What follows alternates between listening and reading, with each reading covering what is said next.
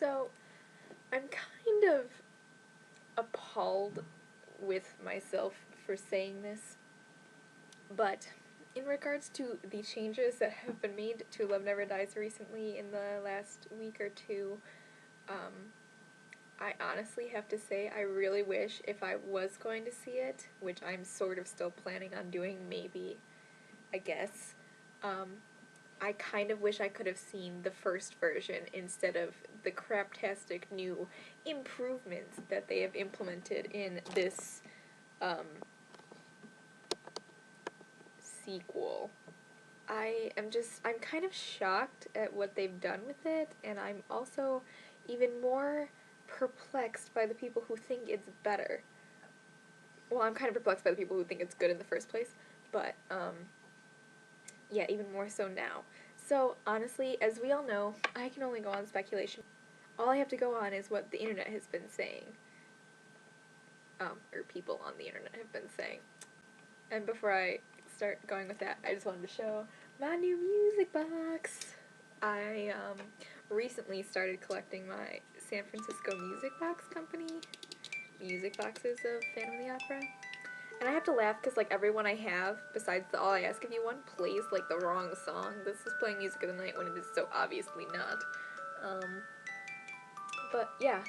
So I only just started collecting them, and most of them are at home, but I had this one delivered to school so my parents wouldn't know I bought it, because they'd probably be mad if I keep buying things related to Phantom. So, yeah. When I get a chance, when I'm home, I can show all the other ones I have. I kind of need to take a break from buying them, though, because I need to save my money for studying abroad. So that's sad, but I will keep looking. So the first change that I'm really upset about, I mean, there's some changes that I'm not upset about, like the prologue changing Until I Hear You Sing being first. I thought the beginning part of the show was ridiculously stupid sounding anyway.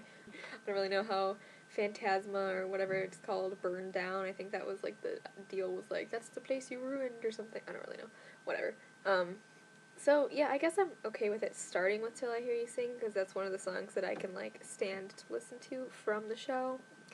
I don't really know what a lot of the changes in the beginning of the show are. I just know that the one I'm appalled with is that Christine's now coming to sing for Hammerstein, and then the Phantom blackmails her into singing for him, I believe.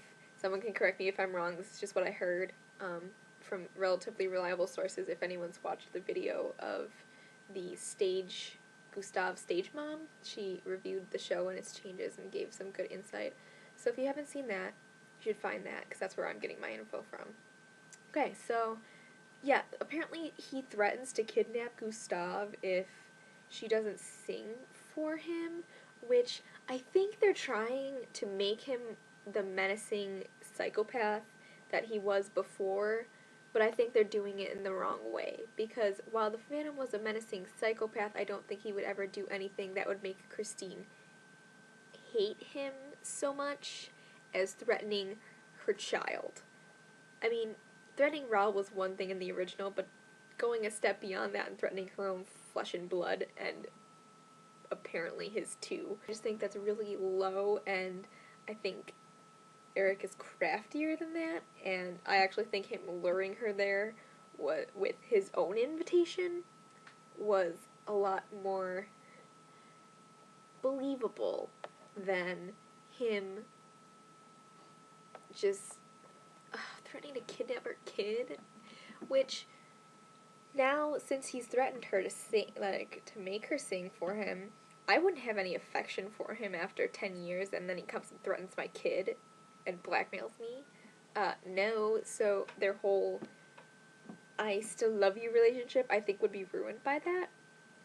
And then it also makes the bet in Devil Take the Hindmost even more stupid and ridiculous, because now she definitely 100% will sing, which I guess is the point, because it means that he can't lose, but I never thought that the Phantom would have to stoop to such underhandedly low tactics as making a bet. Well, first of all, making a bet with a drunk man, who shouldn't be a drunk man, and then taking it to a new level by making a bet that he already knows he's going to win. It's hard to say, because I guess in the novel he does threaten to kill everybody if she doesn't stay with him, but that's like normal of an insane psycho person. Sign of an abusive relationship is them threatening to kill themselves and others if someone doesn't stay. But I feel like that's more sensible than him threatening her son. Like, I feel like he wouldn't threaten harm to, especially after he learns that it's his son. I feel like he would just call it off. I don't know if he does or not. I haven't heard anything to the contrary. But I don't know if he would, like, go to Christine and be like, oh my god, I'm sorry, I threatened our son, and you threw our son. Like, ugh. So that just bugs me. I mean, the bet from Devil Take the Hindmost already bugged me a lot anyway, because it wasn't a choice, and now it's completely not a choice. And I think if the Phantom had, since he had redeemed himself and mellowed out, as a lot of people said, in the sequel, I don't think he would revert to such completely uncharacteristic tactics. I don't know, it's hard because he did give her a choice and did threaten some things she loved in the first one, but it just made more sense to me. Like, him threatening to kill Raoul if she didn't stay with him just worked for me, and him threatening to kidnap Gustave if she doesn't sing for him just for some reason to me just doesn't make sense. I guess because you'd think after she decided to stay with him and originally decided to let her go, he would learn that that's not a good way to get people to, like, he shouldn't have to force her affections. Like, I thought that was the lesson he learned in the first one, is that he loved her enough to let her go, and now he completely just ruins that by loving her enough to blackmail her. Yeah, that doesn't make any sense. And the other part of the changes, I don't really remember all of there's like some minute ones, and some lyric changes and stuff.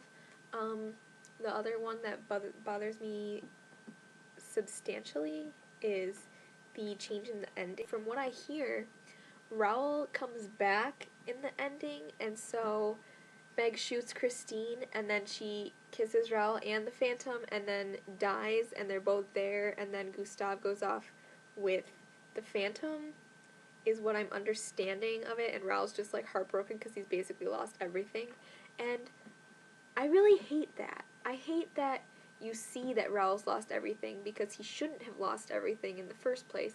Yeah, I liked that part where he disappeared, and I kind of liked Christine and the Phantom getting to have a final moment together, and then I thought it was kind of, like, rushed, though, at the end from, like, listening to it, because it's like, yeah, I'm dying, oh, Gustave, that's your father, die, and then he's just like, okay, I'll go with you. That kind of was, like, rushed to me, because you're just getting over the shock of Christine's death, and then there's, like, this cute moment, and it ends. But what I'm really disappointed with is that they took out Gustave taking off the Phantom's mask, and I thought that that was really important in the message of the show, of Gustave accepting Eric as his father and his face and that whole acceptance thing, because that's what he wants, is to be like everybody else and be accepted by society and his kid. So I'm really disappointed that they took that out. I felt like that was actually that was a redeeming moment of the show, was he starts getting the acceptance that he wanted, despite the fact that the love of his life is dead.